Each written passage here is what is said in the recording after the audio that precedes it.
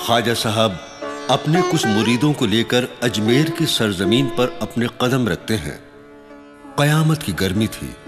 धूप से बचने के लिए वो एक सायादार दरख्त के नीचे बैठ जाते हैं। अभी वो आराम फरमा ही रहे थे कि उसी वक्त राजा के कुछ सिपाही आते हैं और उन्हें वहां से चले जाने के लिए कहते हैं।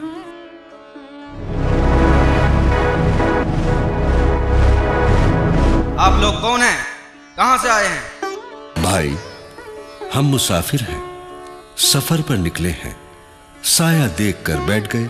आप लोग को मालूम नहीं है कि राजा के यहाँ ऊंट बैठते हैं? आप जाइए यहाँ से। भाई, इतना बड़ा जंगल पड़ा है, राजा साहब के ऊंट तो कहीं भी बैठ सकते हैं। ऐसा नहीं हो सकता, आप लोग यहाँ से चले जाइए। राजा के ऊंट यहीं बैठेंगे तो यहीं बैठेंगे, सुना आपने? ठीक है भाई, अब यहाँ राजा के ऊंट ही बैठेंगे। सिपाहियों की बातें सुनकर ख्वाजा साहब अपने साथियों के साथ वहां से चले जाते हैं और दूसरी जगह पर रात गुजारते हैं। जब सुबह होती है तो सिपाही देखते हैं कि सारे ऊंट जमीन से चिपक गए हैं, वो उठ नहीं पा रहे हैं। सिपाही हैरत ज़दा होकर राजा के पास जाते हैं और राजा से सारा वाकया बयान करते हैं। क्या हुआ सैनिक, इतने घबराए हुए क्यों हो? महाराज, हमारे ऊंट धरती से चिपक गए हैं महाराज। ऐसे कैसे हो सकता है? महाराज, हमें तो लगता है जिन फकीरों को हमने वहां से उठाया था, ये सब उन्हीं की करामात है महाराज। शायद तुम ठीक कह रहे हो, वे सच्चे फकीर थे। जाओ ढूंढो उन्हें और उनसे माफी मांगो। जो आज्ञा महाराज। राजा के सिपाही उन्हें तलाश करते हैं। एक जगह पर ख्वाजा साहब आराम फरमाते हुए सिपाहियों को नजर आते हैं। सिपाही उनके पास पहुंचते हैं। ख्वाजा साहब उन्हें बैठने का हुक्म देते हैं। सिपाही बैठने के बाद उठ नहीं पाते और वो भी ऊंटों की तरह जमीन से चिपक जाते हैं। जब राजा को यह खबर लगती है कि हमारे ऊंटों की तरह हमारे सिपाही भी जमीन से चिपक गए हैं, तो वो खुद ख्वाजा साहब के सामने पेश होता है। ख्वाजा साहब राजा को भी बैठने का हुक्म देते हैं। राजा जब बैठता है तो वो भी चिपक जाता है। लाख कोशिश के बावजूद जब वो उठने में नाकाम रहा तो हार कर ख्वाजा साहब से माफी मांगने लगा, गिड़गिड़ाने लगा। तब ख्वाजा साहब को उस पर रहम आ जाता है और उन्होंने जमीन को हुक्म दिया, ऐ जमीन, मैं तुझे हुक्म देता हूं, तू इन सबको आजाद कर दे। उनके हुक्म की तामील हुई और वो सभी आजाद हो जाते हैं। राजा बार बार उनकी इस मेहरबानी का शुक्रिया अदा करता है।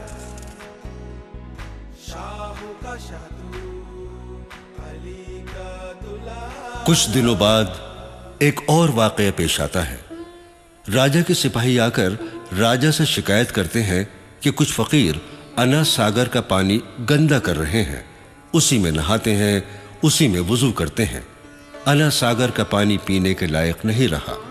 राजा परेशान और फिक्रमंद हो जाता है। वो जादूगर जयपाल को बुलाकर मशवरा करता है। जयपाल राजा से कहता है कि आप उन फकीरों को अना सागर से पानी मत भरने दो। राजा ऐलान कर देता है कि उन फकीरों को तालाब के करीब भी नहीं आने दिया जाए। ख्वाजा साहब अपने मुरीद को कहते हैं कि जाओ, इस कासे में तालाब से पानी भर लाओ। मुरीद कासा लेकर तालाब पर पहुंचता है तो राजा के सिपाही उसे पानी लेने से मना कर देते हैं। ए भाई, हमें एक कासा पानी भर लेने दो। राजा साहब का हुक्म है, अना सागर से पानी नहीं भरने दिया जाएगा। पानी तो खुदा की नियामत है।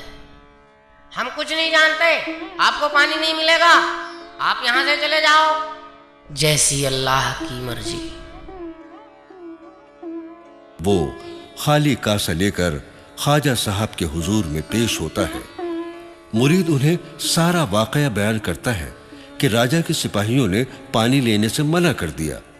ये सुनकर ख्वाजा साहब नाराज होकर मुरीद से कहते हैं, तुम जाओ और अना सागर के करीब जाकर कहो, ऐ पानी, तुझे ख्वाजा साहब ने बुलाया है, तू मेरे इस कासे में आ जा। मुरीद कासा लेकर दोबारा अना सागर पर आता है और पानी को ख्वाजा साहब का हुक्म सुनाता है। पानी खुद ब खुद उस कासे में आ जाता है। तालाब सूख जाता है, एक बूंद भी पानी नहीं बचता अना सागर में। हाय देखो, तालाब कैसे सूख गया। अब हम और हमारे पशु क्या पिएंगे? ये सब कैसे हुआ? ये तो अल्लाह ही जाने, कयामत आने वाली है। चलो चलो राजा के पास चलते हैं, चलो। राजा की तमाम अवाम परेशान हो जाती है और राजा के दरबार में फरियाद लेकर हाजिर होती है। महाराज, अनर्थ हो गया, तालाब का सारा पानी सूख गया, एक बूंद पानी नहीं बचा। अब क्या बक रहे हो सैनिक? भरा हुआ तालाब एकाएक कैसे सूख सकता है? हाँ महाराज, हम पानी भरने गए थे, मगर हमने देखा पूरा तालाब सूखा पड़ा है। महाराज, एक फकीर आया था, पहले हमारे लौटाने से लौट गया, दोबारा फिर आ गया तो तालाब का सारा पानी खुद ब खुद उसके कासे में आ गया। ये सब हमारी गलतियों का नतीजा है। हमने उन फकीरों को पानी नहीं लेने दिया, इसीलिए ये सब हुआ है। चलो हम सब मिलकर उनसे माफी मांगते हैं। वो बड़े दयालु हैं, हमें माफ कर देंगे। हमें माफ कर दो बाबा, हमसे बहुत बड़ी गलती हो गई। हम तालाब का पानी वापस कर देते हैं। पानी पर सभी का हक है।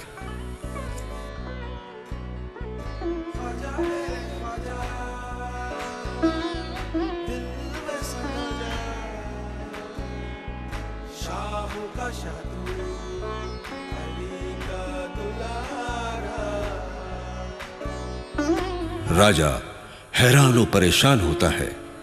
राजा जयपाल जादूगर का सहारा लेने पर मजबूर हो जाता है।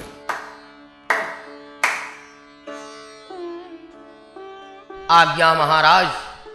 जयपाल को दरबार में पेश किया जाए। जो आज्ञा महाराज।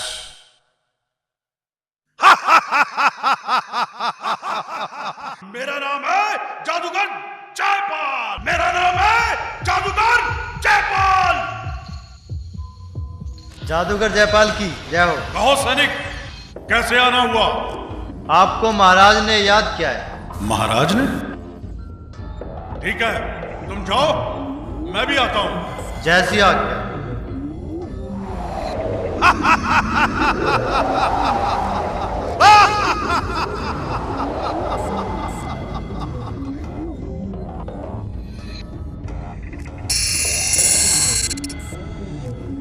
मेरा नाम है जादूगर जयपाल।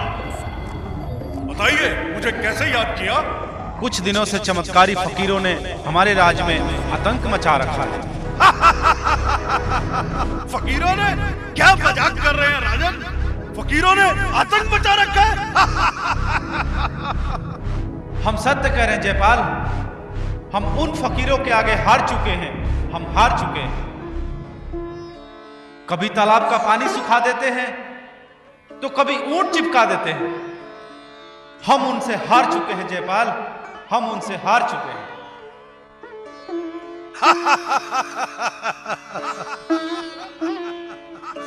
राजन, आप हमसे क्या चाहते हैं? जयपाल, हम चाहते हैं कि तुम अपने जादू के बल से उन फकीरों को अजमेर से भगा दो।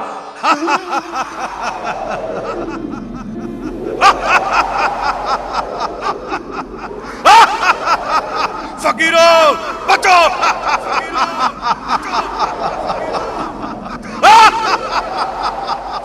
जयपाल ख्वाजा साहब को जादुई लड़ाई लड़ने के लिए ललकारता है।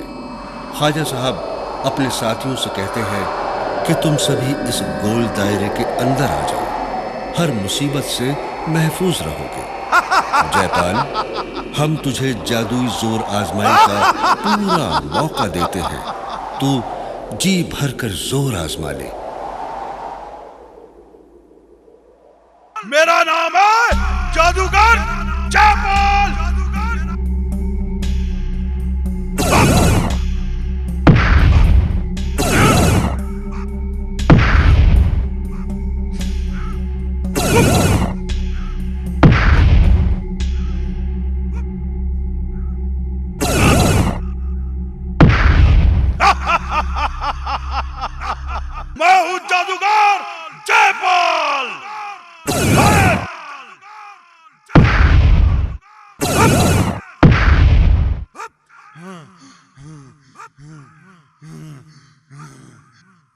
ये कैसे हो सकता है?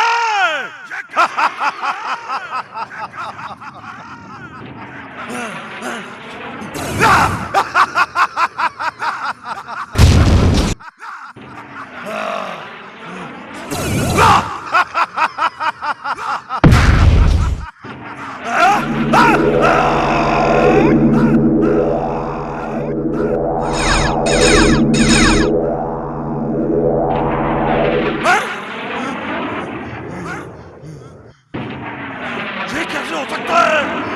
ये कैसे हो सकता है?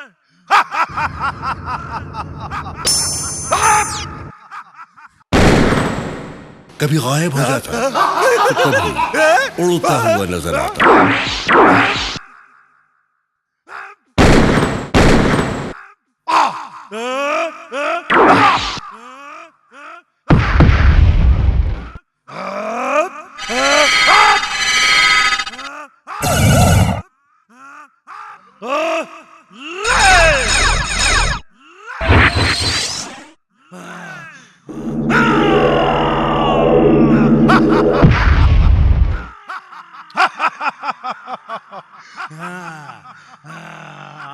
ले मेरा सर्पदंड।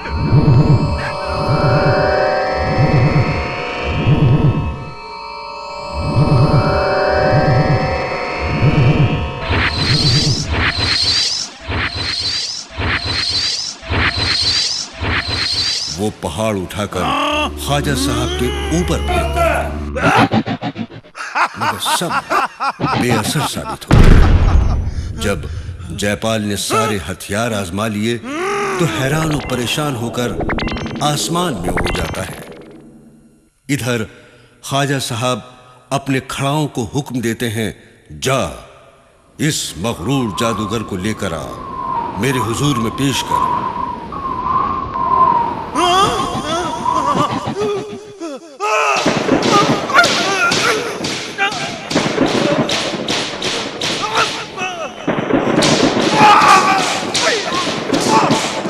ख्वाजा साहब की खड़ाओं जाती है और जयपाल को पीटते हुए ख्वाजा साहब के हुजूर में पेश करती है। बाबा मुझे माफ कर दो बाबा, मुझे माफ कर दो बाबा। जयपाल हार मान चुका था। वो ख्वाजा साहब से माफी मांगता है और खुद को इस्लाम में शामिल कर लेने के लिए ख्वाजा साहब से इल्तिजा करता है। ख्वाजा साहब उसे माफ कर देते हैं और इस्लाम में दाखिल कर लेते हैं। आप जी ने जयपाल का नाम अब्दुल्ला बयाबानी रखा और अपने फजल व करम से नवाजा।